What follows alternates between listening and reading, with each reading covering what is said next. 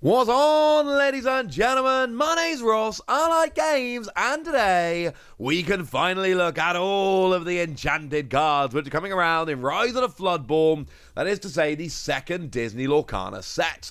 Now, they did a thing they did last time, where they didn't reveal the Enchanted cards, they just put the cards out there and let people discover them. Now, when they did it last time, I really loved it because it was at a convention. It was the very first time to get your hands on cards. So people were at the convention searching for them. They were being retweeted by the official account. It was awesome. I loved how they did this. This time around, it's just whoever got the product first and opened it first, which is not as fun for me. I'll be honest with you, not as fun for me at all. It is also worth pointing out, because I don't think this is important, we do not currently know what the pull rates for these are like. They seem to be 1 per case, 1 per 4 boxes, 1 per 96 packs in the first chapter. That is not official. That is me doing as much digging as I can. That is the best information I could find. I am not promising that that is the actual pull rate. What I am telling you is that from everything that I can find out, everything that I've discovered, that appears to be what the pull rate is. That is the best I can tell you. Good, good. So we'll go in ink order then, and we'll start off in amber, and we've got ourselves Cinderella, which is lovely. Specifically, Cinderella Ballroom Sensation, which is a rare card. They're not all legendary or any of that. Sometimes they're just rares. And it's actually a really good card. It is a 1-cost inkable card, and it's got singer free, which is to say it counts as free when you're singing songs, which is actually really good. If you got a deck with a bunch of songs in, this is actually like a legitimately good card. So, yeah, this one sounds pretty good to me. Also, this might end up being the real chase card in the set, given the artwork. We've got Snow White Well-Wisher. Now, here we do have a legendary card. And we've got 6-cost non-inkable, shift 4, and you get 2 lore when you quest. And we got Wishes Come True. Whenever this character does quest, you may return a character card from your discard pile to your hand. Which is legit. Honestly, this is really good. This is a very, very good card. This is it's just a really good card, frankly. It's a good card. It's one that people are going to like very much indeed. It is one to keep your eyes on. I like this one. Moving from Amber over to Amethyst, we've got ourselves Madam Mim Purple Dragon. Another legendary card they do often tend to be. And what we've got with Madam Mim Purple Dragon here is 4 lore when you quest. Now, bearing in mind, that is literally the maximum amount of lore. Like, there isn't enough space on the card to draw a 5th pip. So this is the most you're going to get without some kind of multiplier. And you've got Evasive. And you've got I win. When you play this character, either banish her or return another 2 chosen characters to your hand. Basically, phenomenal card. The fact that you've got Evasive and you're questing for 4 is ridiculous, because your opponent's going to go, oh man, they're questing for 4, better take them out quickly. Oh no, wait, I can't challenge them because I've not got an evasive character. Yeah, that's really good. That's very, very good. So this is the downside. Yes, you've got a really good questing character that's hard to take out, but the downside is that you've got to either banish her straight away or return another chosen 2 cards of yours to your hand when you play it, which honestly I kind of like. This makes the most sense to me, because otherwise it would get a bit silly. Now, we do have Arthur Wizard's Apprentice coming in here, and we've got a 3-cost non-inkable card. This is a super rare, and whenever this character quests, you may return another chosen character of yours to your hand to gain 2 lore. So this is your classic, you know what, I'm going to play a bunch of smaller characters, use their skills, and then return them to my hand to gain 2 lore. But then, of course, I can keep playing these smaller characters and questing and gaining lore, and yeah, this one seems to me like one that is going to make a bit of a difference, frankly. This one could make a little bit of a difference. Now, we've also got ourselves Pete Bad Guy. It's just a rare card. You will notice that just like we saw Back with the first chapter, we are seeing a couple from each ink. That kind of makes perfect sense. And Pete might be a bad guy. We've got an inkable 5-cost card, 2 lore when you quest. We've got Ward. You cannot choose this character unless you're challenging. And we've got a couple of other skills as well. Take that whenever you play an action. This character gains 2 strength this turn. Seems pretty good to me. And who's next? While this character has 7 strength or more, he quests for 2 more. So what you can basically do here is play 2 actions, put yourself up to 7 strength, and then you can either challenge as a 7 strength character, yes, or you can quest to get 4, yes.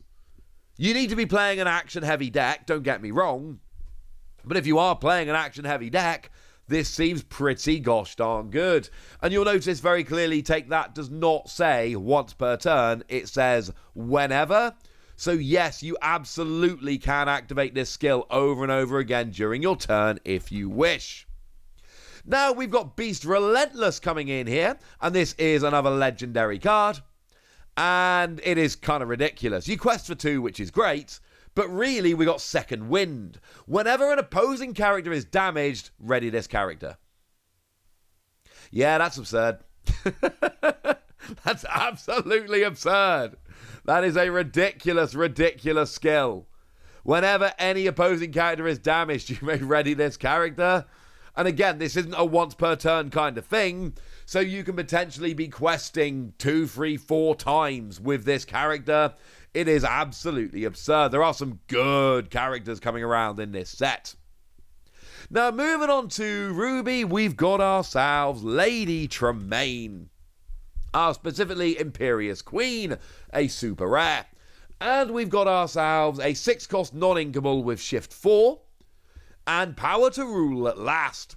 When you play this character, each opponent chooses and banishes one of their characters.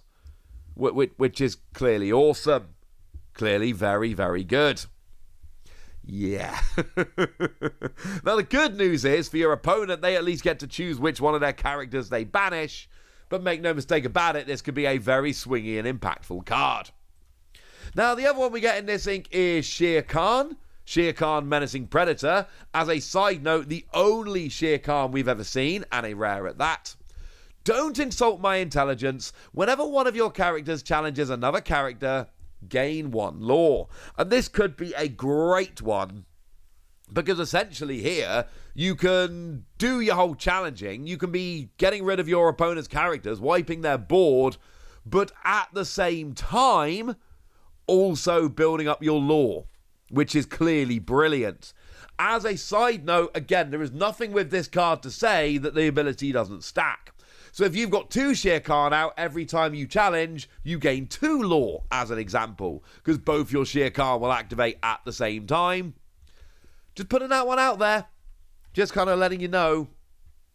Yeah. We got Alice Growing Girl. Now this is a legendary card again. And we got the skill Good Advice. Your other characters gain support, which means when they quest, you may add their strength to another chosen character's strength this turn. So you're questing while also building up the power of your other characters, which is very, very nice. And then what did I do? While this character has 10 strength or more, she gets plus 4 lore when she quests, which is 5, which, as we've already mentioned, is actually more than you could write on the card normally. So you give all your other characters support, and then they quest to build up Alice's strength, and then when you've done that enough to get Alice's strength up to 10, she then quests for 5. Yes, many of these cards look very, very good. Now, Sissu was actually given away that it was getting an Enchanted because of the products, but we've got Sissu Divine Water Dragon, a legendary card. You get 2 when you quest, and whenever you quest, look at the top 2 cards of your deck, put 1 in your hand and the rest at the bottom of your deck in any order. And this is exactly the kind of card which is going to add consistency coming out of the wazoo. This is really nice. There's decent draw here and there in Lorcana, but it's not exactly a game where you're drawing huge amounts of cards like some others. Being able to take the best card from the top two and doing it every turn when you quest, this is going to give you great consistently. If one or two of these hits the field, that is going to really make a difference to what you're drawing and how well you're doing. Now, Hercules is getting an enchanted card here. And honestly, every time I see this, it reminds me I need to download the Hercules PlayStation 1 game on my PlayStation Vita and go and play it, because I loved that game many years ago at this stage, but I love that game. I need to get back to it. We've got Divine Hero, and we got a character. It's actually got 6 strength, which is great. Quest for 2, Shift 4, and Resist +2. So basically, it's big and it's beefy and it does a lot of damage and it can quest quite nicely. It's a rare card and it's not quite as showy as some of the other cards we're looking at as Enchanted here, but that doesn't mean it can't be pretty gosh darn good. And then we finish off with Namari. Now, I'm not sure if this was everyone's top choice character to get an Enchanted, but I kind of love that we've got the big characters everyone's expecting, Cinderella, Snow White, etc., and then you've also got a character that maybe was not top of the wish list coming in here as well. This makes me happy. Now, what we've got from Namari here, it is of course the legendary version, Morning Mist. 4-cost non-inkable card. You only get 1 lore when you quest, but you've got Bodyguard, which is to say you enter play Exerted, and an opposing character who challenges one of your characters has got to choose one with Bodyguard if they can. Oh yeah, and also Blades, you can challenge ready characters. And look, we've seen this with TCGs since the dawn of TCGs. Every rule that is introduced will be broken. If we've got a rule that says you can't challenge ready characters, we know that there is going to be characters introduced that can challenge ready characters. That's how it works. But I'm telling you, it doesn't mean it's any less impactful. For me, there is a bit of sadness seeing all of these, because why not Winnie the Pooh Honey Wizard? I really wanted an enchanted Winnie the Pooh Honey Wizard. I also made no secret of the fact that I wanted a Judy Hopps enchanted card, and there was a Judy Hopps in the set, and there is no enchanted Judy Hopps. So no, they didn't go for my favourite characters personally, but Enchanted are back. People love Enchanted, and now the chase is on. For me, there isn't one that really jumps out as one that I absolutely have to have, but I think on balance, probably Snow White is my favourite. There we go. For now, I want to hear from you guys. I want to know which is your favourite. I want to know which ones you're going for. I want to know anything you want to tell me, so let me know in the comment section. Go nuts! Be nice! And then make sure you like this video, subscribe to this channel, follow me on Twitter at the Wasi. That's where we talk about a bunch of card games, including Lorcana. And please do consider checking out patreon.com/PTCGradio, where you can support the channel, get some bonus podcasts, and all kinds of fun things. But by far, the most important thing, as always, look after yourselves till next time, would ya? Thank you very much for watching. My name's Ross, and you've been watching Wasi Plays.